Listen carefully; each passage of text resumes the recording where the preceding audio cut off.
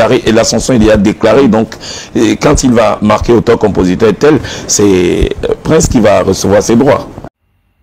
Quelque chose de démodé ici ne veut pas dire qu'elle a perdu sa valeur. C'est juste qu'elle n'est pas à l'ordre du jour. Mais peut être à la mode ailleurs, comme la chanson Viviane de Prince Aimé, que grâce à des Bordeaux, ça a pris du côté de l'Afrique de l'Ouest, en Côte d'Ivoire, et qui était une forme de promotion gratuite et qui devait faire renaître l'artiste, tout simplement, et réveiller la chanson, jusqu'à ce que apparaisse ce malchanceux, ce faux boy, qui n'est ni expert en la matière des droits d'auteur, Malox, qui vient se mêler. Il se mêle tous des faux sujets, des sujets les plus faciles. Il s'attaque aux faibles, les femmes, alors que lui-même n'est pas un modèle. J'espère que tu es content de ce que tu as fait là. Mais sache que tout se paie ici-bas. Tu es dans un pays où les artistes reçoivent les droits d'auteur de 3 000, de 4 000. On ne vous écoute jamais parler.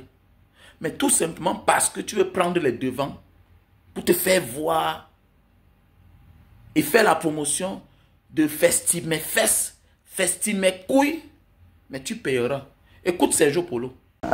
Je sais que vous avez fait beaucoup de collaborations avec beaucoup d'autres artistes, Babara, on a Guy Lobert, on a justement Mirage, on a Nono Flavie, on a d'autres artistes encore.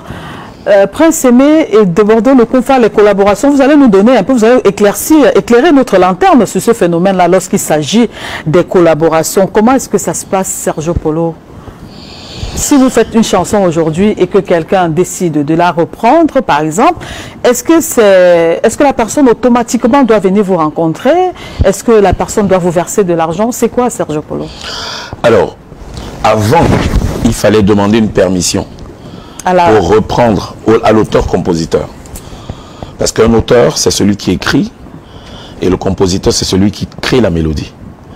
Donc avant, il fallait demander l'autorisation. Mais aujourd'hui, on n'a pas besoin de demander une autorisation pour reprendre une œuvre. Il faut simplement marquer que auteur-compositeur, c'est tel. Comme je l'ai fait dans la chanson La vie de Saleh John. C'est une chanson de Saleh John que j'ai reprise. Donc je ne peux pas, parce que j'ai changé le titre, dire que je suis auteur-compositeur. Non, c'est Saleh John qui est auteur-compositeur. Même à la fin du clip, c'est bien écrit. AC, auteur-compositeur, Saleh John, interprète Sergio Polo.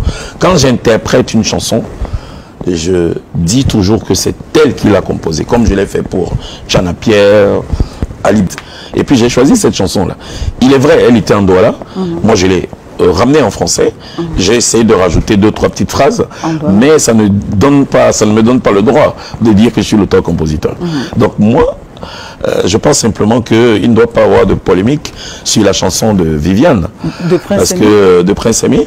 Parce que si Des Bordeaux veut reprendre une chanson de Prince Aimé, il n'a qu'à la reprendre. Il la chante simplement, il note que c'est la chanson de tel.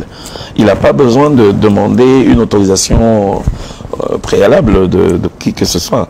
Non, non. Voilà, la chanson est peut-être déclarée, et la chanson il est déclarée, donc quand il va marquer auteur-compositeur tel, c'est Prince qui va recevoir ses droits. C'est aussi simple que ça. C'est simple, oui. Alors, il a d'ailleurs fait plusieurs fois lorsqu'il a été invité sur le plateau de Willy à midi, lorsqu'on lui a demandé de reprendre ses chansons.